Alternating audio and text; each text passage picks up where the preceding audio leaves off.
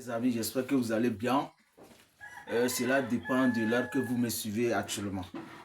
Vous me connaissez, mais c'est pas grave que je me représente. Je me présente encore une fois de plus. Je m'appelle Yousif Mustafa. Je suis économiste. Je suis passionné par des théories économiques. Alors, je fais la promotion de YouSmec Group, un lieu habituel où on apprend à être leader. Salut à vous. Aujourd'hui, je vais répondre trois questions économiques auxquelles nous allons faire référence aux théories économiques. Merci beaucoup. Alors, les trois questions économiques auxquelles j'aimerais répondre sont des questions de base concernant la demande, l'offre et les économies des pays développés en voie de développement. Voilà.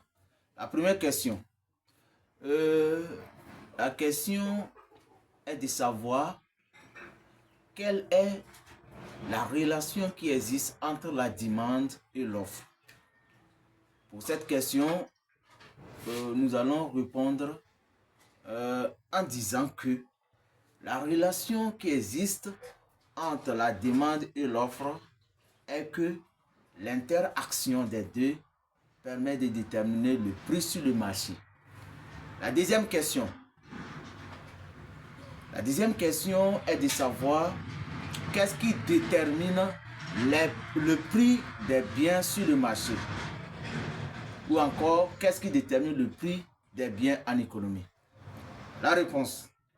En économie, le prix des biens est déterminé par la demande et l'offre. Et d'autres économistes peuvent encore dire qu'il s'agit de la loi de l'offre et de la demande qui permet de déterminer le prix des biens. Je donne un exemple. Si, par exemple, je suis un commerçant et que j'amène les produits tels que les boules d'akassa, oui, ça dit que je suis un détaillant, quoi. En anglais, on dit retailer. J'amène les boules d'akassa et que je vais vendre. S'il s'avère que j'amène beaucoup d'akassa, des boules d'akassa, vous allez voir que l'offre est grande. Et quand l'offre est grande comme ça, ce qui implique que parfois la demande va être très faible.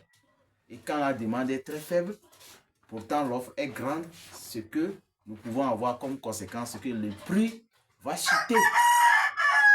Voilà une partie de la loi de l'offre et de la demande. Deuxième partie, supposons que je suis venu avec peu d'akassa, des boules d'akassa, alors que les gens en ont besoin pour consommer. Dans ce cas, ça veut dire que l'offre est réduite. Et quand l'offre est réduite, c'est que la demande va être très forte.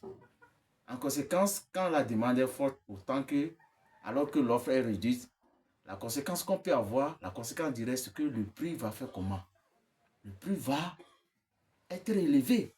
Voilà. Donc, en résumé, c'est la demande et l'offre qui permettent de déterminer le prix des biens sur le marché.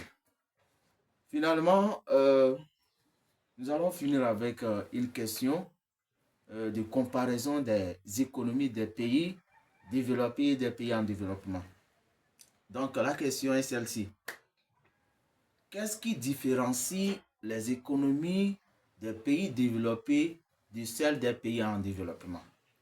Pour réponse, nous allons dire exactement que généralement, l'économie des pays développés est une économie qui est forte, dans laquelle on a beaucoup de ressources qui sont allouées à des nécessités. Par contre, dans les pays en développement, waouh, là-bas l'économie est très très faible. Non seulement elle est faible, les ressources sont limitées. Voilà. Laquelle de ces trois réponses vous a plu? Dites-moi. Merci beaucoup et à bientôt. Bye.